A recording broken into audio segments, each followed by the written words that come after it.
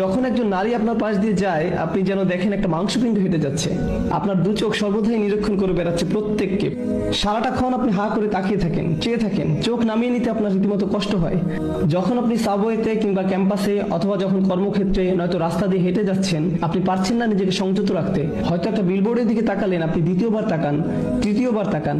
এমন একটা সুযোগ আপনি হাতছাড়া করেন না যা দিয়ে আপনার অন্তরটা কলুষিত হয়। আপনি পরিপূর্ণভাবে একজন আসক্ত ব্যক্তি। তারপর কিনা আপনি আমাকে বলেন, ভাই নামাজে মনোযোগ আনবো কিভাবে? আপনি কোন দুনিয়া বাস করছেন? কোন জগতে আছেন আপনি? ভাইরা আমার, বিশেষ করে ভাইদেরকেই বলছি, জানি কিছু বোনেরও এই সমস্যা রয়েছে। এটা অত্যন্ত দুঃখজনক বাস্তবতা। এটা একটা যুদ্ধ, এবং এই যুদ্ধ যে কোনো সামরিক যুদ্ধের চেয়েও ভয়ঙ্কর।